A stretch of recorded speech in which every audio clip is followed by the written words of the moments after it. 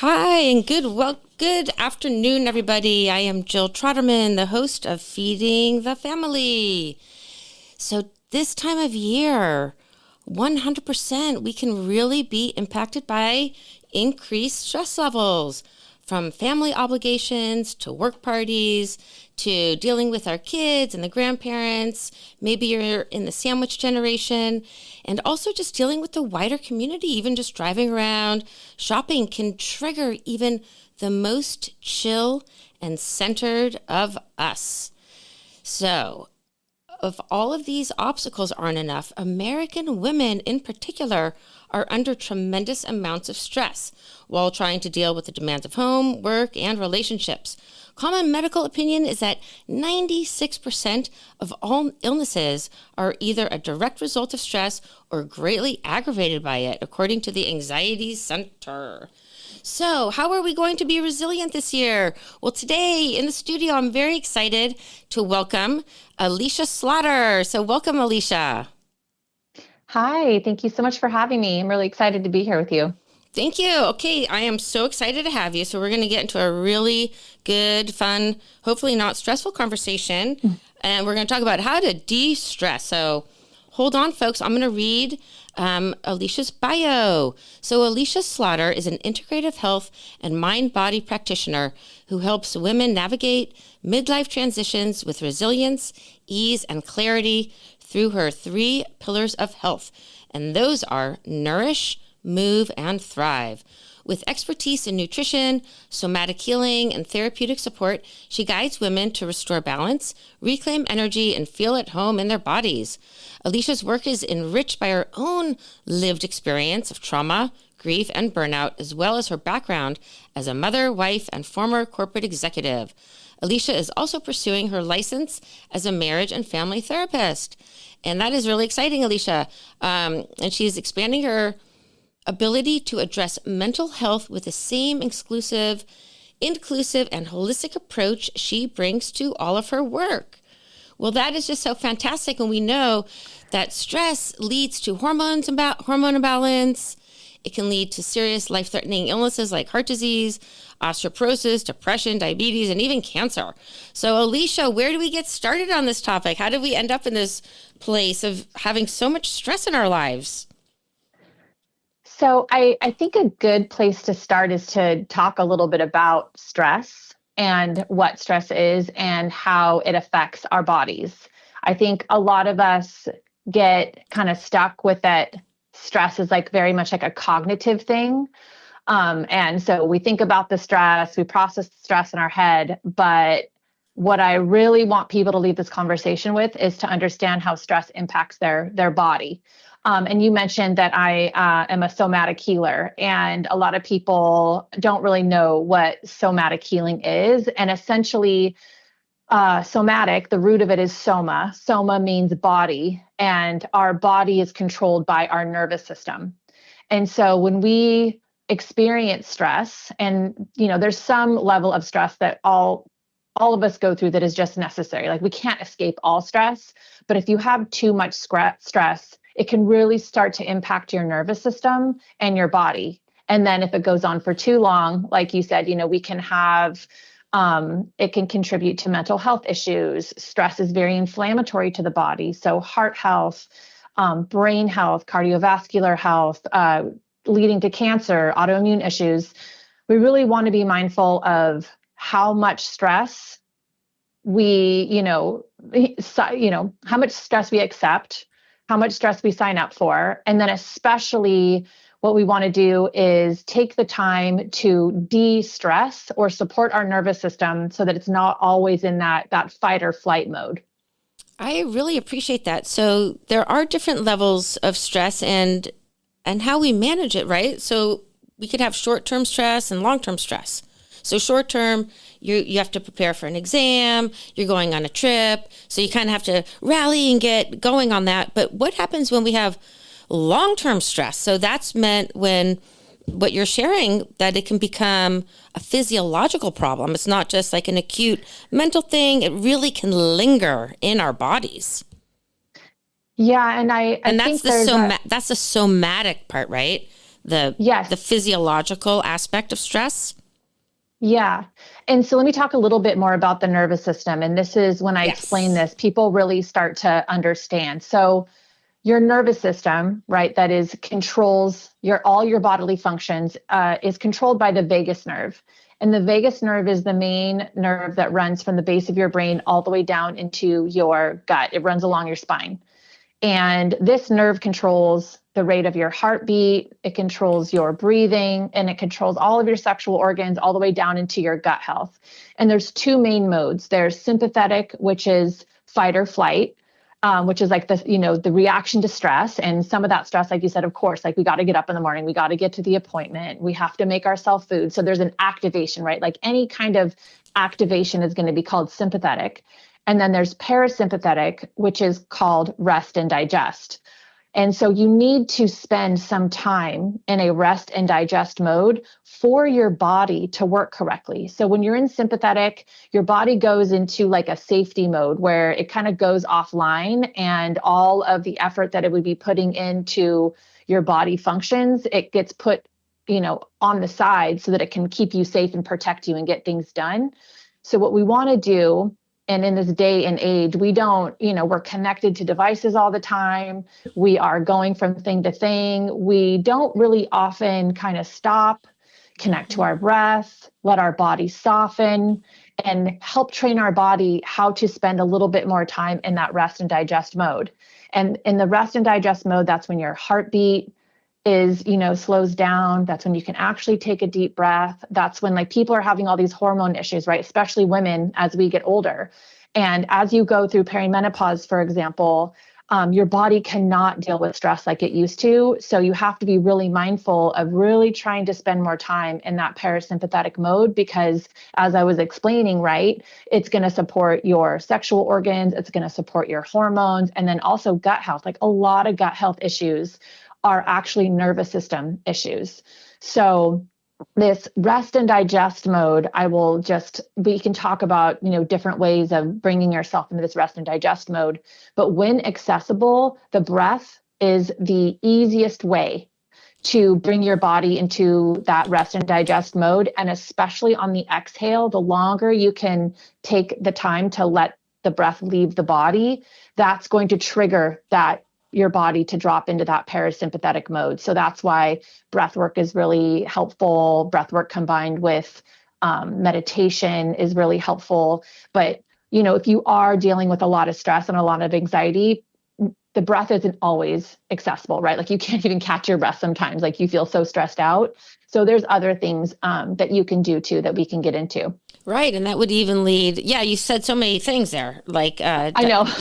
We can break it down. I was trying we can go back. Take some notes. Okay. I do want to talk about digestion, breath, and then,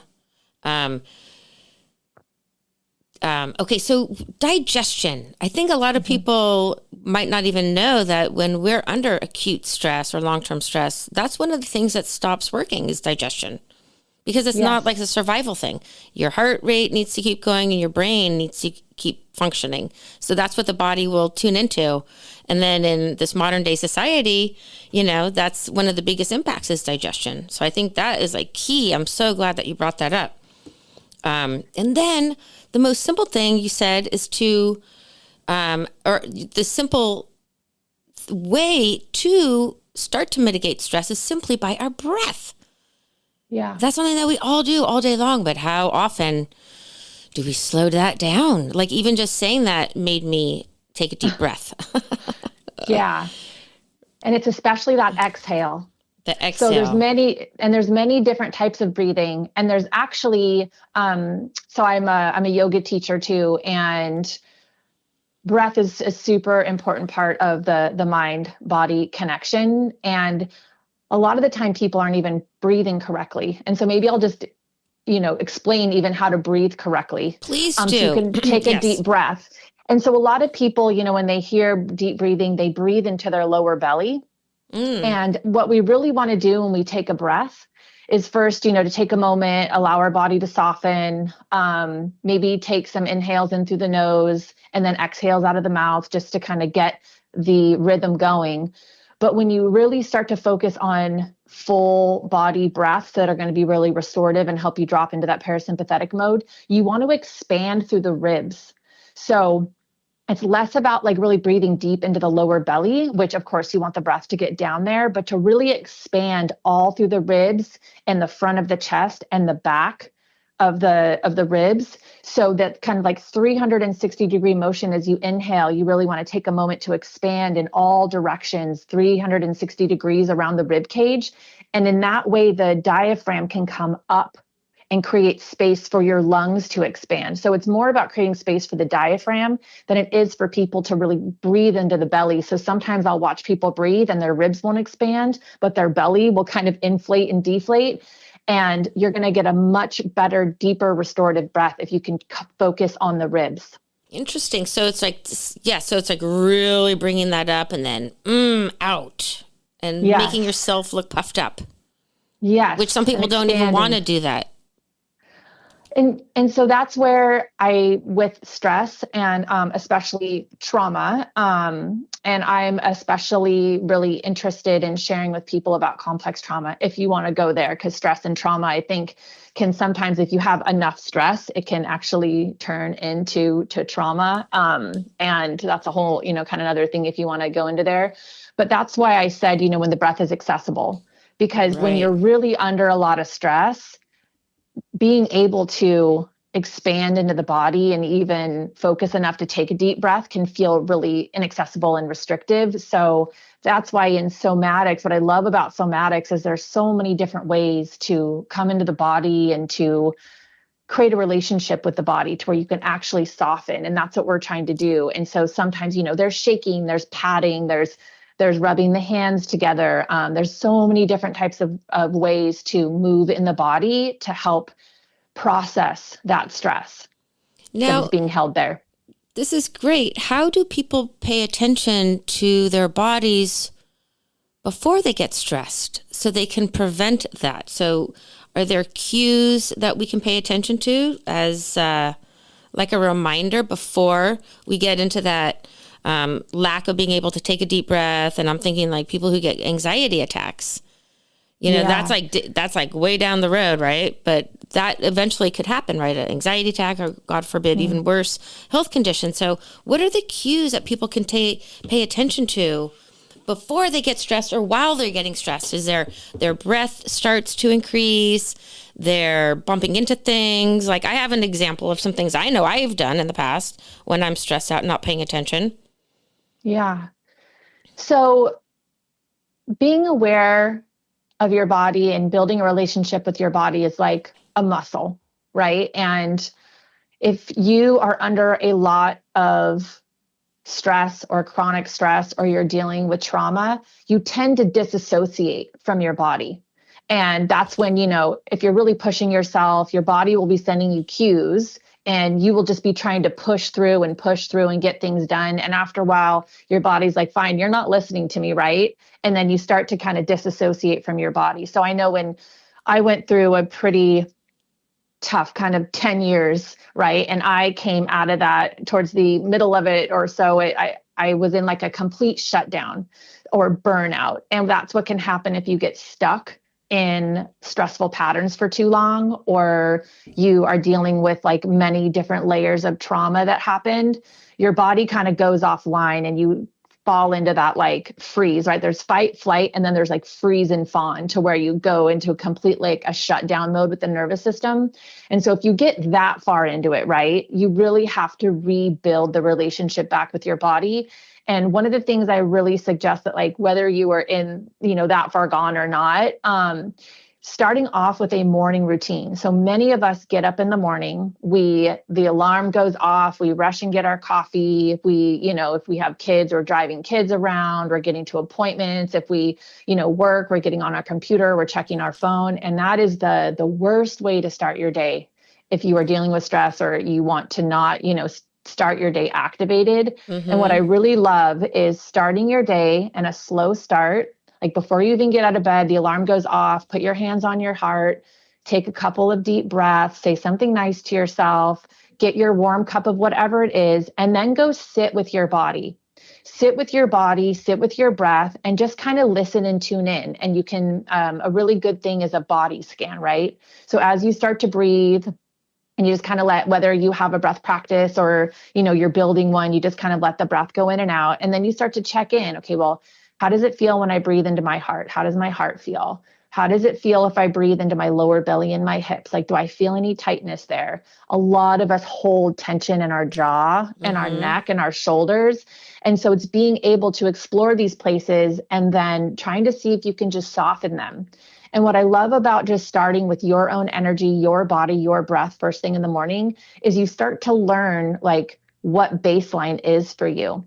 And so when you start your day really attuned to what it feels like to feel grounded and in your own energy, then as you go out into the world and you interact with things around you and you start to feel activated, then you have the space to know, okay, well, I know how I felt this morning. And now then you start to acknowledge what even activation is. And there's this idea called window of tolerance, right? So if you can really start your day grounded, which like how often, people either might have this practice, but many of us don't, right? We don't start in a grounded manner. And so we don't even know what baseline is. But when we train our body to know what baseline is, we can have a window of tolerance to where we can actually spend enough time out of that chronic stimulation. So we're like, oh, okay, well, this is what my body feels like when it's really safe and grounded and soft. And so as things happen, then you start to recognize, okay, well, that's what my body does when it's starting to feel stress around, this person or that situation, or every time I get up and have to get my kids to school, like I can feel my heartbeat increasing. I feel like I can't take a breath. Maybe you start to get a pain in your neck. Maybe you start to clench your jaw, you'll have the ability to have more awareness if you practice being in the state of being relaxed more. Yeah. Okay. So that makes a lot of sense because we really get jacked up first thing in the morning. We're not even aware. We grab that coffee, our mind's racing, look at this, our cell phones, right? People are looking at social media, and then it's not even your own stress. You're reading about the news and other people's stress, like next door, so-and-so's car got stolen. Like, that's not my stress. Why am I reading about that? And exactly. So I can see, like, when you were explaining that whole thing, the whole standard American diet. It's a junk food diet, right? So it's junk food, poor quality. And I was just making a little mental association between our standard American mental state, which could be filled with junk. We're filling our minds with junk, our junk stress that we really don't even need. I think there was a study where people can really only handle about 200 people. And, we're being impacted by millions and billions of people's thoughts right now. So this is great. So starting off our mornings with ourselves, paying attention to where we are baseline. So when you do go out into the world, you're like, wow, I'm really being reactive to that person. When this morning I was really calm and check that relationship out, check how you're responding to that, right? Are those some things that we can do? Yes. Yep. A couple other things I'll mention that I love in a morning routine. Yes. So, morning sunlight, I will also add to that. Love this. Yes, for sure. So morning sunlight does a couple things. If you can get up and go for a walk, out, here in Santa Cruz, we have like the absolute best nature, but nature is really regulating to your nervous system, getting that morning sunlight. And what you want to do is within an hour of waking up, if you can, get sunlight exposure in the eyes, like not direct. You don't want to look directly at the sun. But what I do as many mornings as I possibly can is get up. I sit with myself, my own energy for about 20 minutes. Then I go, and this is also with a layer of privilege. I want to acknowledge that I'm able to do this. But I was a full-time working corporate executive mom for a long time. And I just got up a lot earlier, 5 o'clock before my kids got up and did this type of thing. But going for a walk outside, it gives you movement, which is medicine for your body, your mind. And, movement is medicine. I always say, so if you can get up and go for a walk every single morning, get that sunlight, get the movement, get the fresh air, if you can go walk in the trees in the forest or out by the ocean, living here in Santa Cruz, we're so super lucky. I mean, with technology free, that morning routine will do so much for it checks so many boxes. And what I love about the morning sunlight too, speaking of stress, is it is, so we have cortisol. A lot of people talk about cortisol, right? And cortisol is a rhythm. It has a natural rhythm when in a good rhythmic cycle in your body, right? It should be spiking in the morning to help you get up. And then later in the day, it should be declining to help you go to sleep. Now, many, many people, because of stress, so cortisol is a stress hormone, have their cortisol levels all over the place. Mm-hmm. And once cortisol gets all over the place, I mean, it impacts so many other hormones in your body, impacts your sleep. And if you're not sleeping good, that is like another level of stress that nobody wants to, nobody needs at this point. But when you get that morning sunlight in your eyes, it supports natural cortisol rhythms. It supports your metabolism. It'll help you sleep better. So that morning sunlight, along with the movement, is like and then the meditation is like the super power trifecta morning routine, if you can at all sneak it in as many times as possible. Yes. Indeed. Yeah, that's going to really set up your circadian rhythm. Yeah, exactly. People, you don't want to have a burst of energy at 11 o'clock at night. Right? We want us to be 3 in the morning. Or 3 in the morning, even more. And so these are all great ways to set ourselves up for a lifetime of reducing stress, because once you get that stress, it's harder to reverse it. Right? So, I know. Yeah, sorry. Oh yeah, that's okay. Go ahead. I was just going to say, and I went through many, many, many years, possibly a lifetime of unmanageable stress. And that's the thing I want to acknowledge is that in this day and age, trying to be stress-free is sometimes feels impossible and can actually added stress if you're trying to escape right. Stress that's there. That's hysterical, right? I'm stressed out because I'm stressed, right? I mean, I've been there. Yeah. No joke, I've been there. They call it the walking wounded, I think, or something. Yeah. And, also, so that's why these daily practices, you do them kind of no matter what. And then it just helps you, not only does it help you process the stress that you have, but then it also just helps you navigate stress a little bit better. You have to just really purposely bring these practices into your life so that, like I said, you can really just remind your body what it feels like to be relaxed. And then that's why I got into therapy, was because I was finding that, I wanted to bring a lot of this stuff into talk therapy that I had to figure all this out on my own. Mm-hmm. And so that's kind of what led me to therapy, is to be able to support people who get stuck with the mental health issues after being stressed out for so long, and really trying to help people holistically with their mental health, because enough stress will definitely cause depression and anxiety and a number of other mental health issues too. Oh my gosh, this is so exciting. I have so many more things I want to share and talk to you about. So we are going to take a quick commercial break, you guys. So while we're on our break, well, of course, listen to the commercials, take some breaths, go outside, touch a tree, and we will be right back in 2 minutes. So hold on tight, everybody. Okay, folks, we are back. I am Jill Troderman, the host of Feeding the Family, streaming live on Santa Cruz Voice, santacruzvoice.com. And I've got with me the wonderful Alisha Slaughter, who is a health coach and somatic practitioner, yoga teacher, and about 12 more amazing things that she does. So welcome again. This is really happy to have you. So thank you. You are so welcome. Okay, this is just a really exciting conversation for me in particular, I'm sure most people, because to me, stress is one of those things that leads to all those other things. And we almost focus on the other and not the stress, right? So the stress is kind of the underlying cause of a lot of things. So before you get that stomach ache, before you get the gnawing, clenching of your teeth, and you crack a tooth, that I've cracked a tooth before from stress. Before you get to those things, pay attention. I so much enjoy your anecdote about being in the morning, being with yourself, doing your breathing, checking on yourself. Because if I could share with all of you listeners out there, I got myself into a stress situation. And stress, as we know, is what Alicia's sharing with us, is that it's not just mental stress. It can be physical, physiological. For instance, if you're in a cold house, that's stressful. if you have a bad boss and that you just kind of deal with that, that can really fester, right? That could lead to long-term chronic stress. So I have a whole field of weeds, and I was super motivated to get these weeds out. So I was physically doing yard work for days on end. And then I was doing some heavy moving of furniture, totally a side thing. And then I also was moving some other heavy stuff. And it was 3 or 4 days of doing these heavy things, and I was really not mindful. I was just going, getting it done. And then I was putting 2 little baby sticks into my fireplace, like the size of chopsticks.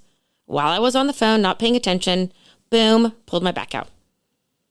You know, I wasn't doing anything exciting, but really what I was doing was not being mindful. Alisha?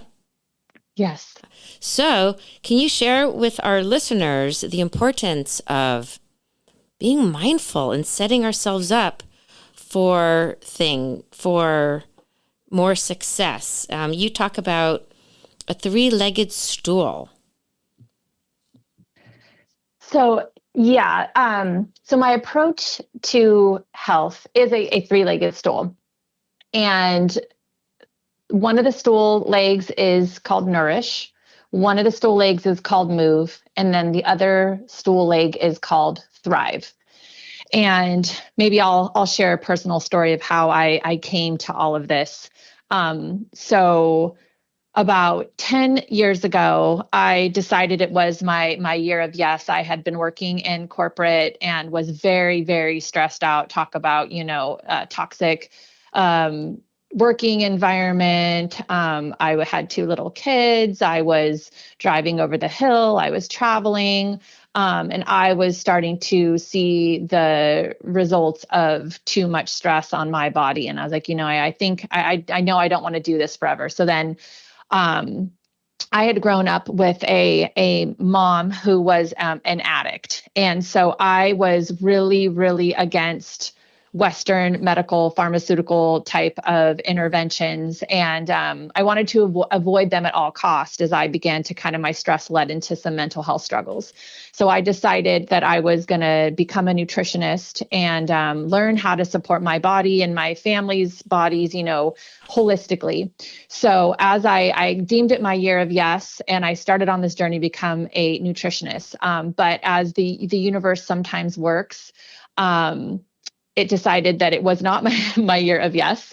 And my mom actually passed away that year in May. So wow. It was a lot. Thank you. Yeah, but it was very interesting. Now I can look back 10 years later and kind of see the path and see how everything came together. And so I stuck in my program as a nutritionist. That same year, I also decided I wanted to be a yoga teacher, and the amount that helped me navigate my mom's passing, and all the grief and layers of grief and trauma and childhood trauma that came along with, navigating that, it really, really helped me. So I, finished my schooling. I started teaching yoga. I started taking clients on the side as I was still working in corporate, and it just wasn't time for me, right, to stop my corporate job, the golden handcuffs of my corporate job, and become a nutritionist and yoga teacher full time. So I continued offering that to people on the side as I could. And I continued in this very, very high stress corporate environment. I had a number of other life changes, but I essentially was my first, my first client, right? So every stress related thing that came up for me, I studied it. I learned, supplements that worked. I learned all of these natural coping mechanisms, like the morning routine and the movement as medicine and the morning sunlight. And, for a long time, I didn't sleep well, and it came out, it finally decided alcohol is absolutely not my friend if I want to sleep well. So I stopped drinking. I was put through test after test after test, and got a lot of data from helping other clients, which are mostly women. And then what happened was I finally reached my burnout point at work. And at that point, I was so stressed out that I was crying every single day. I was in complete shutdown, and I was starting to break out in like full body hives, like all over my body. I was starting to have perimenopausal issues. I had pain everywhere, like sweats. Like it was just the stress that I had was making all of my symptoms much worse. And so I finally was not getting the answers I wanted when I was going to doctors and going to therapists. And then I finally found somatics. And that's when it just clicked for me that I was holding so much stress and honestly trauma in my body from my childhood, from having to just work so hard as a mom and this high stress corporate job and just life happening. There was another death that was in the last 10 years too. And when I found somatics, everything started making sense for me. And the work that I needed to do to help support my nervous system made so much sense. And over the past couple years, that has been the most helpful for me feeling better. And one of the things that somatic or the polyvagal theory, so somatics is really based on the polyvagal theory, which states that the health of your nervous system determines the health of your mind and your body. So a person can't heal essentially until they feel safe. And when I say safe, it means that you're not chronically stuck in that stress pattern. Right. And just reiterate, stress, again, can be the physical, the mental, the emotional, and even spiritual, right? Yeah. So if you're in a house filled with mold, that's a stressor. I just want to remind 100%. People that they might be like, oh, my husband's not beating me, I'm okay. No, it could be these subtle things like lack of sleep forever, or you're in a chronic job that you don't like. How long is that going to last, right? Eventually your body will tell you. Yeah. And then, God forbid, you have to deal with the big stuff. So good. So you had your awakening moment. Yes. And so it was so interesting. It was like, so that kind of goes through like the nourish, right? The nourishment, the movement, and then thrive. So thrive is the stool that includes nervous system regulation and support. It includes sleep. It includes things like creativity and spirituality and community. Oh, I like and this. It's like good. You can be eating really well. You can be moving your body. But like my story showed, if you're not really taking the time to support your nervous system, to make sure that you're living in a safe environment, as much as you can. And of course, I say some people get stuck in not safe environments. Your sleep is really bad. Like the way that I was drinking and not sleeping and self-medicating to kind of deal with my life, like that was a big part of that Thrive bucket that I had to come to terms with. And it was not an easy change for me to make. Like it took me a full 2 years to really like insanity, right? Where it's like trying the same thing and expecting a different result. Right. Like, yes. I was like, maybe it's tequila, maybe it's wine, maybe I can only drink gin, maybe I can only drink before 5 o'clock, and I tried. And it was like, finally you come to the point and you're like, no, it's alcohol and it's my system and I cannot process alcohol anymore. And I cannot tell you how good my sleep is now. Like the best sleep I've gotten maybe in close to 30 years since I've stopped drinking. So just if you are not sleeping well and you are still drinking alcohol, just like a note that your sleep, like when I work with clients, if they'll tell me all kinds of things, right? And then I ask them about their sleep. And if they tell me they're not sleeping well, I was like, we're going to start there because nothing else is going to work. If your stress and your sleep are completely off the charts, we're going to start there. And that's going to be the most important work because nothing else is going to work right until you get that figured out. True. Sleep is my favorite topic next to sleep, I think, and digestion. They all go together. I think you can't escape these things. No. And that's why, and that's why, I like to be sharing what I'm sharing because if you go to the doctor, they're not, they might ask you about sleep, but not all the time. No. Rarely, they don't. They're not asking you about your stress. No, they're just going to give a pill and want to know your symptoms. They're not doing the underlying cause. Oh gosh. Alisha, you brought up some really cool things. Creativity. And also Yes, my slash nature. favorite. So creativity, that's something I think we've abandoned in society. You know, we do our AI and call it a day. No, I've been doodling every day, doing a little, you know, doodling, drawing, art. Yeah, I It's like a love that. gift I'm giving to myself, honestly. And I love it. And with creativity, I think people, get stuck because they're like, well, I'm not artistic. But creativity, like, can be so broad. It's anything with your hands. Growing a garden is creative. I think cooking is very creative. You know, anything you do with your hands, any kind of pen to paper, any kind of clay, anything is, or like I said, cooking, I think creative, or dancing. I love dance. Dance can be really creative.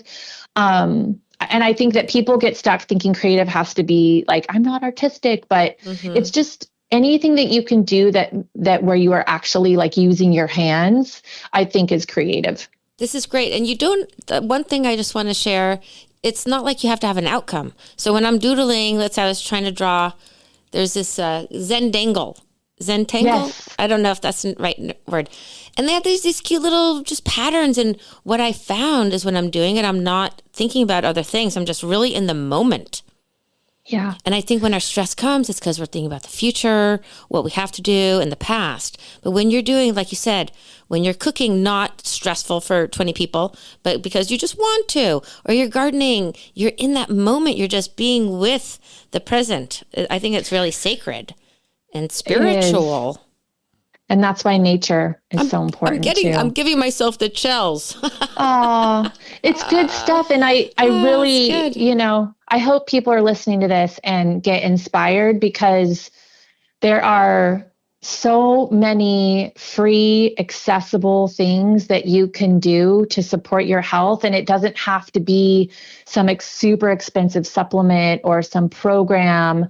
I really want people to understand that healing is within them, and fully within their control, and very accessible. Like, I feel like sometimes healthcare is inaccessible, right? Where it's, I have to go to expensive acupuncture, maybe I have to go get a massage, or it's all these things that you are I feel very inaccessible.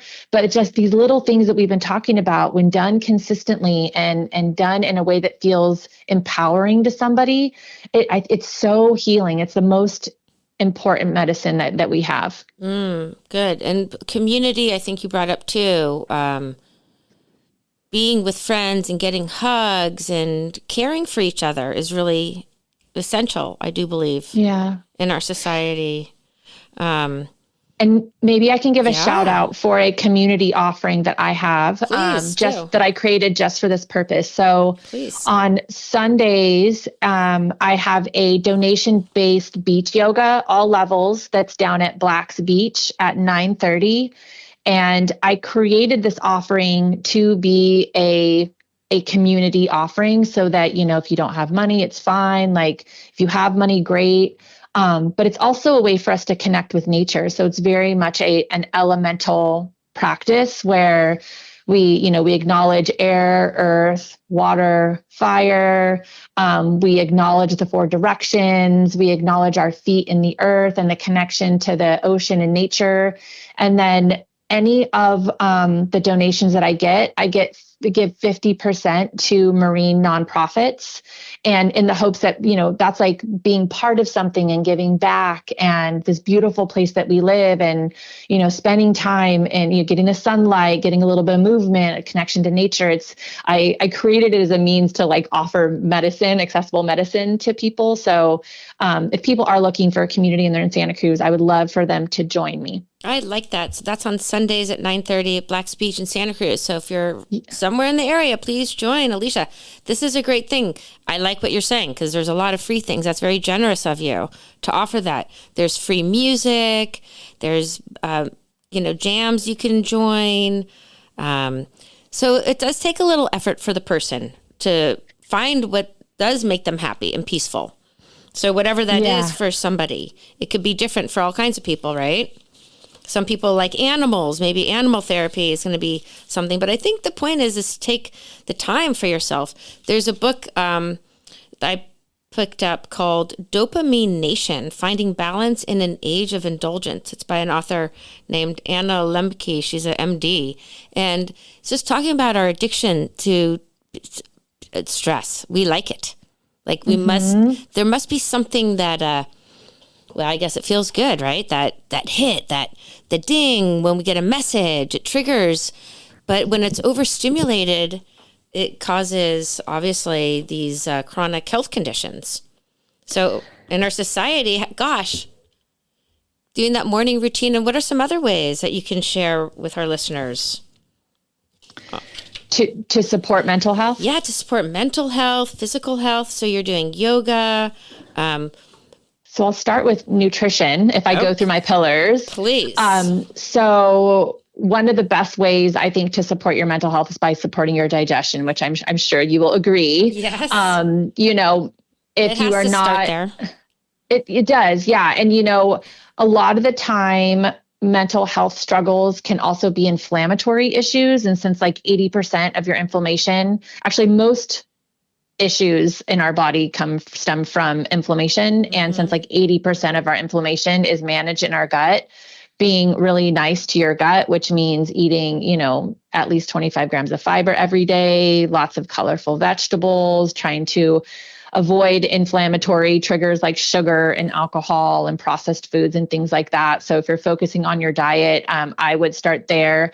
And a special shout out to omega-3s. Those are super beneficial for supporting inflammation and then overall mood and brain health. Then for movement, I already talked about movement quite a bit. And the thing I will I'm going to throw out mention fermented foods really quick, just for the fermented food avoiders out there. Yeah. And also just a reminder of like what fermented foods are, right? So it's miso, it's tempeh, it's yogurt, it's, there's great probiotic cottage cheese. Also fermented foods are so easy to make yourself. And I have a guide, on my website that can guide you through like how to make your own fermented foods. On my Instagram, I have a video too of how to do that, but so super easy. I'll also give it like my favorite fermented foods. It's at Aptos Farmers Market. Oh, what's her name? Wise Goat. I think it's Wise Goat. She has fermented nut butter. She has fermented salsa. She has kvass.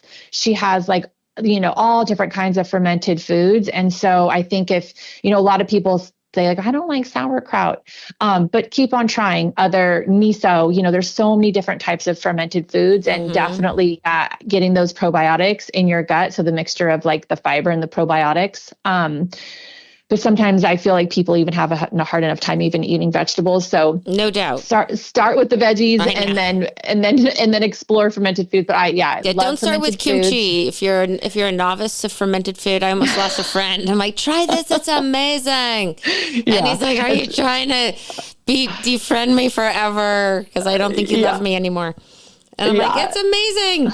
It really is great. And one caveat, or not a caveat, but with fermented food, variety is really important too. But people need to start with eating vegetables straight up. So fermented almost seems like an advanced thing, but it is missing in our American culture. Okay, so we got nourishment, omega-3s.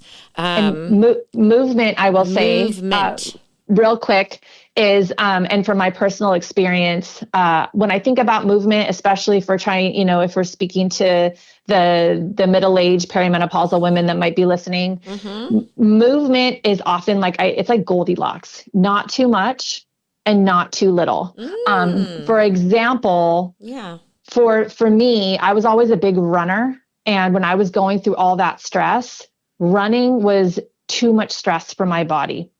It was causing a really bad inflammatory response in my body. I started getting pain in my hips. I started getting pain in my muscles, and I had to stop running because you have to think of your overall stress load, right? And for me, I had so much stress in my life that my body really needed more restorative movement. So that's why I started walking. So I do lots of yoga. Yeah. I also, I lift weights twice a week. Muscle is metabolism, muscle is mood. And so you want to build muscle, but you want to be careful you don't want to be doing too much cardio. You don't want to be hitting it too hard. I'm not a huge fan of hot yoga for women in perimenopause or people who are dealing with cortisol issues or stressed out. So it's kind of like movement is like the Goldilocks type of thing, right? And you have to get honest with yourself about it, because you don't want to be doing things that are causing extra stress in your body, since we're talking about stress, but you also don't want to be doing too little. So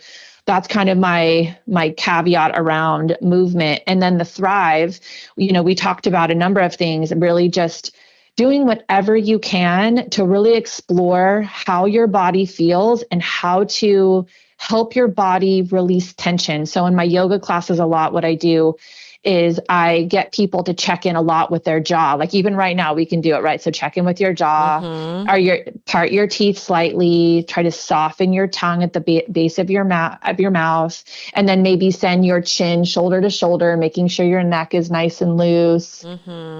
And then maybe send your shoulders back and forth. And as you do that, sometimes like I see people and their shoulders are like stuck up by their ears. Totally. And so it's like, oh no. And you start to realize like I have all of these chronic holding patterns in my body that I do subconsciously. So just getting aware of where your holding patterns are and how to soften them. So it could be little movements, it could be shaking, it could be tapping, it could be breathing. So in terms of like that Thrive, and then we talked about community, connection, sleep. It's like all these things put together support your body in being healthy and navigating stress, and then also processing the stress too, right? We want to have a really good relationship with our body to where we notice when our shoulders are up by our ears or our shoulders are slumped forward in a protection mode. Like we want to kind of unravel, think of like a flower and opening up and being a little bit lighter and getting a connection to how that feels in your body. Yeah. Watch your body language. If you notice that you're around people and you're clenching your fists or you're holding yourself tight, maybe those aren't your people. Yeah. And you got to make some decisions. Yeah. But this really all has to do with awareness and taking simple steps to foster self-care. And you're sharing a lot about women and being moms. How can parents teach their children about, I'm going to actually share a class I'm doing, and then I would love for you to share things that parents can do to teach their kids how to reduce stress, because we don't want these trends to continue on. You talk a lot about trauma. There's generational trauma, so we keep passing that on. So I'm going to share a class I'm doing, and then I want you to share about teaching kids so we can create a healthy future.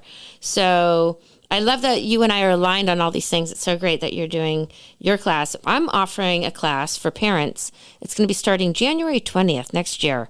It's 6 weeks, and it's an intensive. It's my Food Tree 101 course. So it's 6 weeks. They're an hour and a half each class, and I'm offering it on Zoom. While I love to be in person, these are going to be on Zoom, and this is for parents who want to help their children eat better.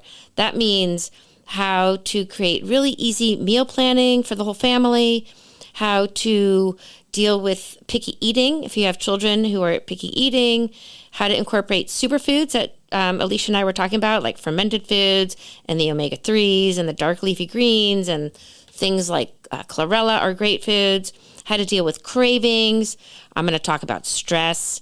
I'm going to talk about common childhood illnesses and herbs, lifestyle treatments that you can do. And also another thing that I bring into my practice is something called nutrition vampires. Nutrition vampires are all those ultra-processed foods that are very hot right now. Unfortunately, in our world, things like artificial sugars and pesticides, colors, flavors, preservatives, all that kind of stuff that we don't want to be eating, and how to empower your kids. So please check out my website, Santa Cruz Holistic Nutrition. And I would love to get a lot of parents into this course. I would love at least 100 parents to join for this, so we can really change the way kids are eating and stress. So Alisha, we only have a few more minutes. I want you to share your website so people can find you. And with the last couple of minutes, what can parents do to share with their children on how to manage stress? Do your own work. I think work on Okay. yourself, get to know your own patterns, and learn how to regulate your own nervous system so that you can be a really grounded presence for your children. You as a parent, Wow, great. you as a parent model for your children how to react to life. And what happens is if and we're all working on our stuff, like no shame, right? But if you notice that you have, are very reactive, or you have a hard time controlling your reaction to stress, or you feel very stressed out all the time, your children will learn that from you. Mm-hmm. So do whatever you can to try to be really grounded, to set an example, and do your own work if you feel dysregulated a lot or emotionally reactive. Catch yourself, because the damage that you will do to your children when that goes unchecked will live with them for the rest of their life. And then they will then have the responsibility of, it's generational trauma, essentially. Mm-hmm. Like, you have to be a safe place for your children, and nobody thrives unless they feel safe. And the biggest priority as a parent is to make sure that your child feels safe with you most of the time. Brilliant. Great. So it really does have to start with ourselves. So we are the living example that we want to be for our kids. That is great. So I've got Alisha Slaughter. And what's your website? We only have like 10 more seconds.